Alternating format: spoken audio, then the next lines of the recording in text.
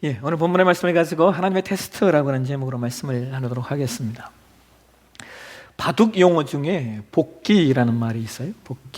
복기라는 말은 한자어에 돌아올 복자에 바둑 기자를 씁니다. 이것은 바둑을 다 둔 후에 그 경과를 이렇게 검토하기 위해서 처음부터 다시 내가 두었던 그 순서대로 바둑알을 벌려놓는 것을 가리켜 복기라고 말하는데요. 그래서 바둑을 두는 사람들은 이 복기의 과정에서 내가 무엇을 실수했는지, 내가 어디에서 어떻게 잘못 두었는지를 살펴봅니다. 그리고 결과적으로 누가 바둑을 잘 두냐? 복기를 잘한 사람이 바둑을 잘 둡니다. 오늘은 우리 교회가 설립된 지 14주년이 되는 날이에요. 우리 교회가 2009년 5월 23일에 충남 홍성군 홍성읍 월산리 861-2번지에서 교회 설립 예배를 드렸습니다. 저 사진이에요. 저 자리.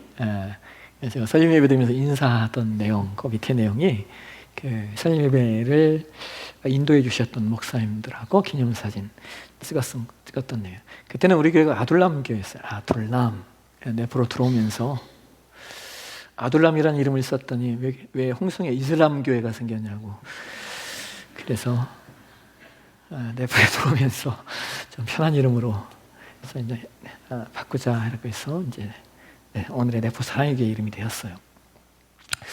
저는 매년 이렇게 교회 설립 주간에 들어올 때마다 이렇게 지나온 시간을 이렇게 돌아봅니다. 우리가 여기까지 어떻게 오게 되었고, 또 우리가 여기까지 오는 과정에 어떤 일들이 있었는가 하는 것들을 돌아보는데요. 여러분, 지나온 시간들을 돌아보는 것에 유익이 있습니다. 지나온 시간을 돌아보는 것의 유익은 오늘의 나를 볼 수 있다는 거예요. 그리고 내일의 나를 생각할 수 있다라고 하는 것이 유익이 됩니다. 다시 말하면 지나온 시간들을 잘 보아야 현재를 다듬고 그리고 미래를 계획할 수 있습니다. 지난 주간 제가 지나온 시간들을 이렇게 돌아보는데요, 제 마음에 이렇게 떠오른 단어가 하나 있었어요. 빛이라는 단어가 있어요. 빛. 불빛 할 때 그 빛자가 아니고요, 무언가를 빚진다 할 때 빛. 뭔가를 빚진다 할 때 빛자가 떠올랐어요. 우리 교회가 처음 시작될 때 제가 돈이 있는 사람이 아니었기 때문에 한국 교회는 좀 이게 아쉬움이기는 해요. 개척하는 목사가 자기 돈을 가지고 교회를 개척한다라고 하는 거. 저는 이게 참 아쉬움이에요. 한국 교회를 개척할 때 교단이 교회를 개척해 줘야 되고, 그 다음에 모교회가 있어서 그 교회가 개척할 수 있도록 도와줘야 되는데, 한국 교회 현실은 좀 그렇지가 않습니다. 그래서 저도 역시 제가 가진 돈으로 개척을 해야 되는 상황이었어요. 근데 저는 돈이 없었기 때문에 제가 선택한 일이 돈을 빌리는 일이었습니다. 그래서 제가 그 당시에 개척할 때 돈을 1억 5천만 원을 빌렸어요. 이거 좀 빌려주시면 내가 이거 갚겠습니다. 제가 차마 헌금해달라는 얘기는 못했습니다. 저는 이 헌금해달라는 얘기가 너무 어렵고 또 그게 아니다라고 생각을 했어요. 그래서 1억 5천만 원을 제가 빌려서 예배당을 찾는데, 제가 이렇게 개척교회들을 보니까 개척교회가 월세에 이렇게 죽어나더라고요. 월세 치르다가 끝나는 교회들이 너무 많은 거예요. 그래서 하나님 이 돈을 가지고 제가 전세 예배당을 좀 얻어야 되겠습니다. 그래서 이제 홍성재계 예배당을 찾았어요. 근데 찾기가 어려운 거예요. 제가 정말 마음에 들었던 장소가 있었는데, 그 장소가 이렇게 땅도 한 160평 되고, 그 다음에 단독 건물 50평 단독 건물이 딱 세워져 있는 그런 건물이었어요. 너무 비쌌어요. 그래서 그냥 이 돈에 맞는 장소들을 이렇게 찾는데 제 마음에 드는 곳이 없는 거예요. 그래서 한 달쯤 지난 다음에 제가 마음에 들었던 그 장소, 그 땅과 건물을 공인중개사에 찾아가가지고 내가 요거 1억 5천만 원이 있는데 요거 전세로 줄 수 없는지 한번 타진이나 한번 해달라고. 공인중개사가 전화를 했을 거 아니에요? 근데 그 한 달 사이에 어떤 일이 생겼냐면 그 건물이 두 분이 동업으로 건물을 사셨대요. 같이 돈을 투자해서. 그리고 그걸 상가를 내서 월세를 받으려고 했던 거예요. 근데 그 한 달 사이에 같이 투자했던 한 분이 자기가 투자했던 돈을 빼달라고 하는 거예요. 근데 그 빼달라고 하는 돈이 정확히 1억 5천만 원이었어요.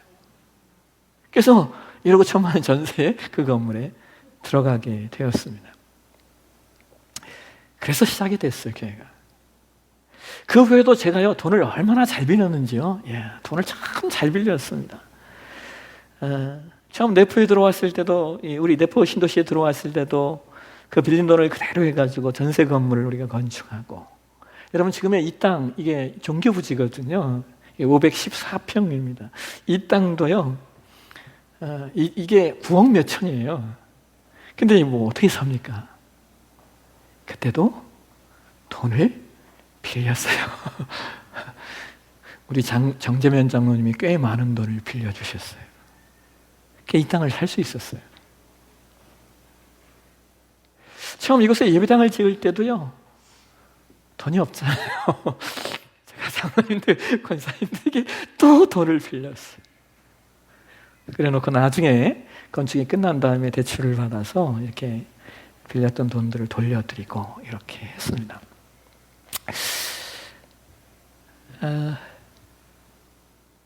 제 목회는 돈 빌려서 목회가 시작이 되었고요. 돈 빌려서 여기까지 왔어요. 근데 참 감사하게도 그때마다 빌려주시는 분들이 있었어요. 처음 개척에서도 돈이 없잖아요, 여러분. 예? 뭐 목회자 사례비는 둘째치고 사역비가 없잖아요. 그래서 제가 사역비도 빌렸어요. 몇백만 원. 가장 많이 크게 빌렸던 게 1,000만 원. 그 돈을 빌려서 제 생활비로 쓰지 않고요, 다 사역을 했어요. 개척교회가 가정 세미나, 부흥회, 뭐 전도 축제 하겠습니다. 근데 시간이 지나니까 그 재능이 다 갚아지게 되더라고요. 그래서 제 안에 확신이 하나 생겼어요. 어떤 확신이냐면 우리가 일하면 하나님이 채우시더라. 일하면 하나님이 채우신다라고 하는 확신이 제 안에 생겼습니다. 그래서 제가 지금도 저를 가끔 이렇게 찾아와서 목회가 뭔지, 목회가 어떻게 해야 되는지 이렇게 묻는 목사님들이 좀 계셔요. 그러면 제가 그런 얘기를 해요. 목사님, 개척교회는 돈을 잘 빌려야 됩니다. 제가 이 얘기를 합니다. 돈을 잘 빌려요. 헌금해달라고 하지 말고요, 목사님, 빌려달라고 하세요. 헌금해달라고 하지 마시고 빌려달라고 하세요. 그리고 그 재정을 시간이 지나면 갚으실 수 있어요.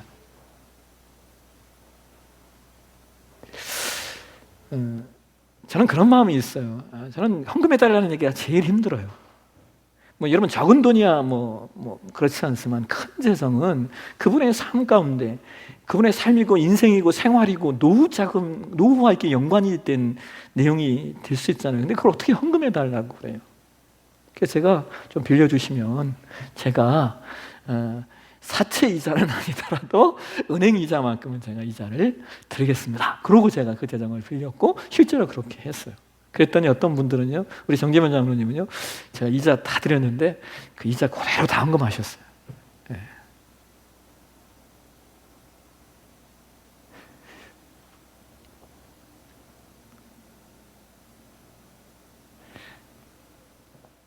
근데 여러분, 제가 그렇게 이렇게 사역을 하면서 그렇게 헌신하고 섬기셨던 분들을 위해서 제가 얼마나 기도했겠습니까? 그렇잖아요, 여러분. 예? 어렵고 힘들 때 그 많은 재정들, 적은 재정이 아니었어요. 몇 억, 몇 천, 뭐 이런 재정들을 이렇게 빌려주시고 이렇게 하신 분들을 위해 제가 그냥 저절로 기도가 나오는, 그때 제가 깨달은 게 뭐냐면요, 마태복음 16장 21절 말씀이 명확하게 깨달아졌어요. 마태복음 16장 21절 말씀하세요. 너의 보물이 있는 그곳에는 너의 마음도 있느니라. 그러니까 절로 막 제가 기도하게 되는 거예요. 그분들을 위해서. 그러니까 이 말씀이 그냥 제 삶으로 체득이 되더라고요. 아, 보물이 있는 곳에 마음이 있구나. 그 다음에 또 하나 제가 14년의 시간들을 우리가 거쳐오면서 잊을 수 없는 그 내용 가운데 하나가, 우리가 이 땅, 이 종교부지를 사고 났어요.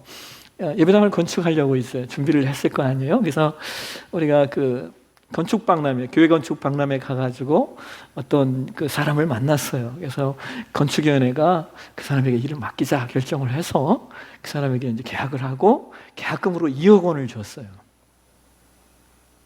근데 이 양반이 2억 원 받아가서 땅을 한 번도 안 파는 거예요. 2억 원을 받아갔는데 와서 땅 한 번을 안 파는 거예요. 이게 어떡합니까? 방법이 없잖아요. 그래서 법정으로 다툼이 가게 되어졌어요. 근데 이 법정 다툼이 이게 금방 끝나는 일이 아니잖아요. 그래서 한 1년 정도 우리가 기다렸다가 이미 우리가 전세로 갖고 있던 재정을 빼서 이 사람에게 준 거기 때문에 그 건물을 그냥 우리가 무료로 그냥 이제 아무것도 없이 쓰고 있는 상황이라 도저히 안 되겠다 싶어서 우리가 이곳에 조그만게라도 건축을 합시다. 해가 진 게 지금 이 건물이에요, 여러분. 이 본당 150평. 이거 우리 성도님들이 다 줬어요. 어떤 업자에게 맡기지 않고 우리 성도님들이 직접 다, 우리 그때 박종복 장로님, 또 우리 그 당시에 우리 최병호 집사님, 지금 장로님이시죠. 그때 헌신하셔서 이 건물 우리가 자재 사고 해가지고 이 건물을 지은 거예요.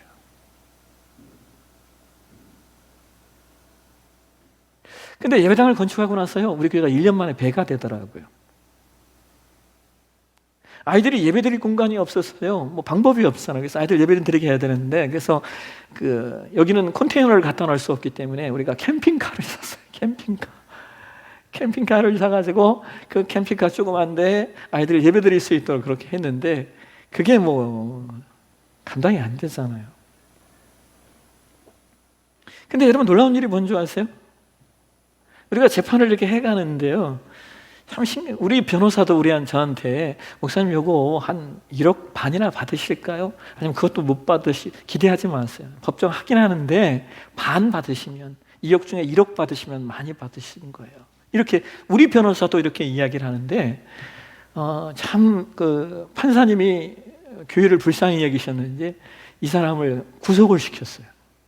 그러니까 이 사람이 구속되니까 바로 합의보자고 변호사가 찾아온 거예요. 우리 변호사가 깜짝 놀래가지고요, 목사님 합의보세요. 우리 변호사가, 아니 우리 변호사가 당연히 그거 받아내야 되는 게 우리 변호사 아니에요. 근데 우리 변호사가 막 놀래가지고 합의보세요. 얼마 달라고 하면 되냐고. 뭐 얼마 달라고요? 당연히 우리가 준 돈 달라고 해야 되는 거 아니에요. 그래서 제가 그때 우리 변호사라면서 참 믿음 없다 생각을 했어요. 아니 우리가 더 받지는 않더라도 우리가 준 건 우리가 받아야 되지 않냐. 될까요? 갔더니, 그래서 우리가 줬던 돈 2억을 다 돌려받고 재판 비용도 우리가 받았어요. 그래서 이 다음센터를, 그 재정이 다음센터 지금 짓게 되는 그 시드머니가 되는 겁니다. 물론 지금 우리 교회가 재정적으로 약간 힘들어요. 근데 여러분, 저는요 그렇게 심각하게 생각하지 않아요. 그 마음이 있어요. 안 되면 연금 들어온 거 깨자. 들어놓은 거 깨자. 내 연금 들어오는 거 깨면 되지. 안 되면 사례비 안 받으면 되지. 그래서 저는 별로 이렇게 어렵지 않아요. 왜? 그냥 그렇게 살아왔으니까. 물론 이 믿음은요 그냥 저의 믿음이에요. 여러분, 왜냐하면 어떤 분들은요 이렇게 빚내는 걸 안 된다라고 얘기하시는, 빌리는 걸 안 된다라고 얘기하시는 분이 있어요. 저는 그분의 믿음도 존중해요. 그 믿음도 믿음이에요. 근데 그냥 이것은 그냥 저의 믿음이에요. 왜냐하면 제가 그냥 그렇게 살아왔으니까. 여러분, 우리가 2억이란 재정을 못되는 건축업자를 만나서 물렸을 때요, 우리가 건축위원회를 통해서 그 업자를 선정했음에도 불구하고 제가 누군가 책임을 져야 되겠더라고요. 이 일에 대해서. 2억이 작은 돈이 아니잖아요. 그래서 저 스스로에게 제가 권증을 내렸습니다. 그래서 우리 성도들에게 제가 1년 동안 제가 사례비를 안 받겠습니다. 그 권증의 내용으로. 그랬더니 우리 성도님들이 안 된다는 거예요. 그래서 근데 그럼에도 불구하고 어쨌든 담임 목사는 이 교회가 이끌어져 가는데 최종적인 책임이 있는 사람이니까 권징을 내려야 된다 해가지고 그 당시에 6개월의 사례비를 받지 않았어요. 그러니까 나중에 2억 원이 돌아왔잖아요. 우리 성도님들이 그때 사례비 받지 않은 거 목사님 다 받으셔야 된다. 제가 다 받았습니다. 예. 제가 재정 부분에 있어서는 확신이 있어요. 과정에서 부침도 있고 어려움도 있기도 하지만, 그러나 하나님이, 저는 이 과정들이 우리를 테스트한다라고 저는 생각해요. 왜? 하나님이 그 다음 가운데 하나님이 우리를 만들어 가시는 과정 속에서 저는 하나님이 우리를 저울에 달아보시는 테스트가 있다고 저는 생각해요. 물론 쉽지 않아요. 시행착오도 있고요, 어려워요. 그런데 우리가 이 과정을 통해 배우게 되는 게 뭐가 있냐면요, 우리가 믿음으로 반응하면, 내가 믿음으로 반응하면 하나님이 이렇게 일하시는구나, 이걸 배우게 돼요. 오늘 우리가 봉독한 창세기 22장 말씀, 우리가 다 아는 말씀이에요. 그런데 우리가 이 사건을 통하여 생각해야 할 것은 하나님이 왜 아브라함을 이렇게 시험하시는가 하는 거예요. 그렇잖아요, 여러분. 하나님은 아브라함을 선택하셨지 않습니까? 그 선택된 사람을 하나님은 왜 이렇게 시험하시냐고요. 세상에 이런 시험이 어디 있어요, 여러분? 예? 자기 아들을 제물로 드리라니요. 이 시험이 어려운 이유는 이 시험이 영적인 시험이고 이 시험이 육적인 시험이기 때문에 어려워요. 이 시험이 영적인 시험이다라고 말하는 것은, 여러분, 그 당시에는요, 인신제사를 드리는 종교, 인신제사를 드리는 우상들이 있었습니다. 그런데 하나님이 아브라함에게 그 인신제사를 드리는 우상과 똑같은 말씀을 하는 거예요. 네 아들을 제물로 드려라.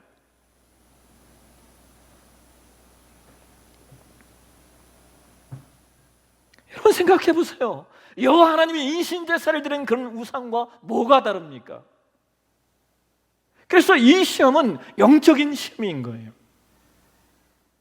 또한 이 시험은 육적인 시험이에요. 자, 여러분, 아들을 제물로 드리라라고 하는 하나님의 음성을 듣고 아브라함이 어떤 생각을 했을까요?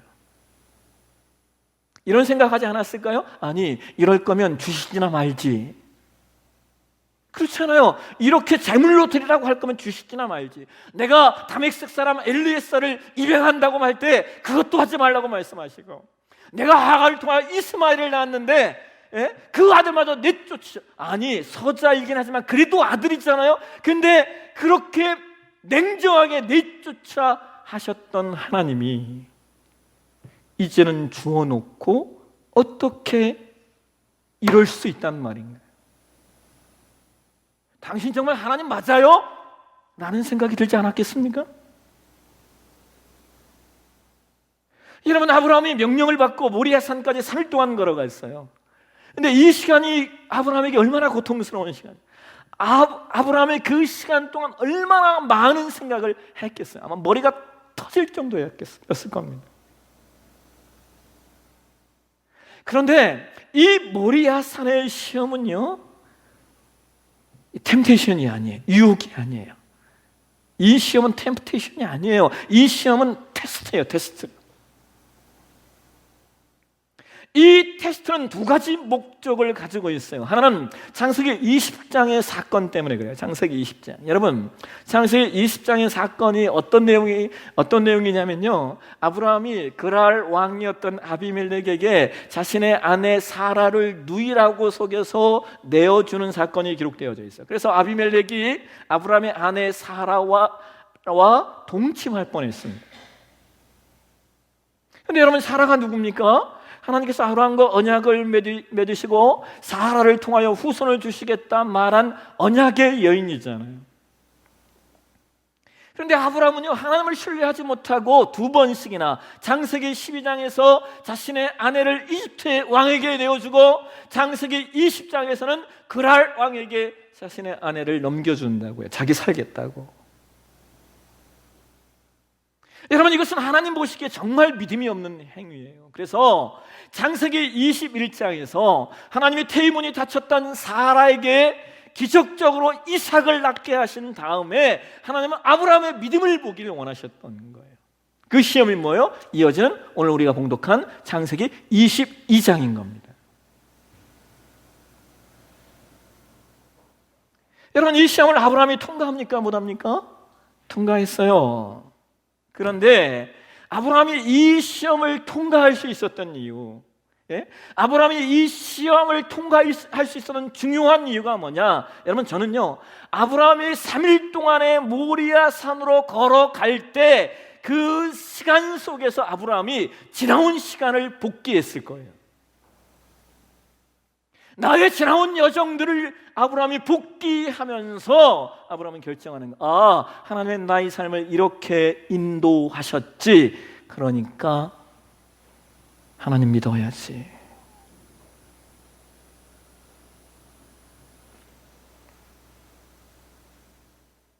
모리아산의 시험은 아브라함으로 말미암아 믿음이 무엇인가를 알게 하시려는 하나님의 영적인 테스트였습니다. 그 다음 또 하나, 모리아산의 시험은요, 하나님의 아브라함에게 이것을 주시기 위한 시험이었어요. 우리 함께 창세기 22장 16절에 18절 말씀 한번 보실까요? 창세기 22장 16절에서 18절 말씀 같이 한번 읽도록 하겠습니다.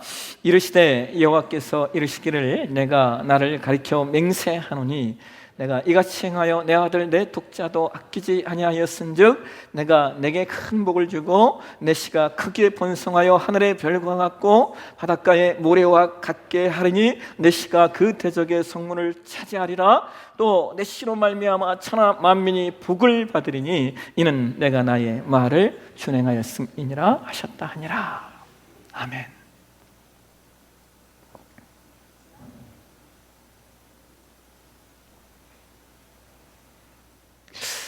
여러분, 축복은요, 받을 만한 사람에게 임해야 돼요. 그게 준비되지 않으면 복은 오히려 그 사람에게 해가 되기도 하고요, 준비되지 않은 사람에게 임재하는 복은 해가 되기도 하고 저주가 되기도 합니다. 그렇죠, 여러분? 우리 이거 살면서 보잖아요. 돈을 쓸만한 준비가 되지 않은 사람에게 부어주는 돈은 오히려 해가 되고 그에게 독이 되는 거예요.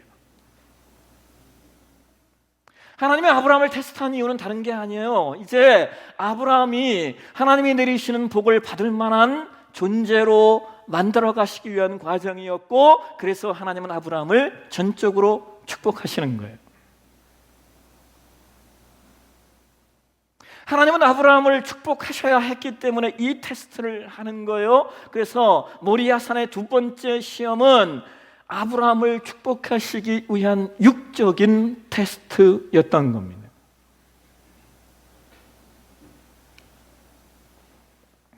여러분, 얼마 전에도 나눴지만 그 축복이라는 단어, 영어의 blessing이라고 하는 단어가 어디서 나온 말이라고 했어요? bleeding이라고 하는 단어에서 나온 말입니다. bleeding. blessing은 bleeding이라는 단어가 나왔어요. 그래서 이 bleeding이 무슨 뜻이에요? 출혈, 피가 흘리다, 피를 흘리다라는 그런 뜻인데, 여러분, 축복에는 반드시 bleeding이 있어요. 축복에는 반드시 테스트가 있다는 거예요. 그래야 복이 되니까, 그래야 그것이 진짜 복이 되니까. 하나님 우리를 영적으로 육적으로 축복하실 때 반드시 우리의 삶에 블리딩을 요구하셔요. 이 블리딩이 뭐예요? 믿음으로 반응하는 것, 순종하는 것, 눈물 뿌려 기도하는 것, 마음을 드리는 것, 우리의 생각을 올려드리는 것, 우리의 삶의 일거수일투족을 하나님께 내어드리는 것, 이게 블리딩이에요.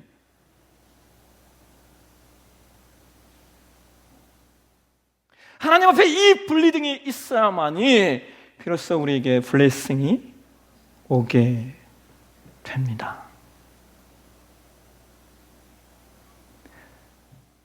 살다 보면 하나님의 테스트가 있어요.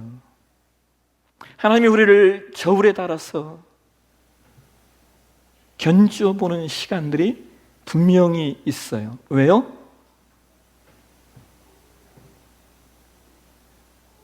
이 사람이 내가 내리는 은혜, 내가 내리는 은총, 내가 내리는 복을 받을 만한 사람이 되었는가? 이걸 주어도 이것이 이에게 해가 되지 않는가? 하나님 그걸 견주어 보셔요. 오늘 우리 네포 사랑의 교회가 이 테스트를 잘 통과하는 교회, 저와 여러분의 삶이, 그리고 우리의 직장과 사업장이 이 테스트를 잘 통과하여 블레싱을 위해 블리딩을 요구하시는 하나님의 테스트 잘 통과하는 저와 여러분의 신앙이 되시길 주의 이름으로 축원합니다. 기도하겠습니다. 하나님, 오늘도 주의 말씀 가운데 섭니다. 지난 14년을 돌아보니 때때로 하나님께서 우리 교회를 하나님의 저울에 달아보셨고 하나님의 믿음의 테스트를 해 오셨음을 우리가 기억합니다. 하나님, 오늘 또 우리는 또 다른 믿음의 테스트의 자리에 서 있습니다. 우리가 하나님 나라에 가는 그날까지 하나님이 우리를 더 깊은 하나님의 사람, 하나님이 풍성히 축복하는 하나님의 사람, 하나님의 마음 놓고 일하실 만한 사람으로 사용하시기 위하여 우리를 테스트하실 때 주님, 우리 모두 잘 통과하게 도와주옵소서. 블레싱을 위해서 블리딩을 드릴 수 있는 우리 되게 하여 주옵소서. 걸어가신 예수님의 이름으로 기도하옵나이다. 아멘.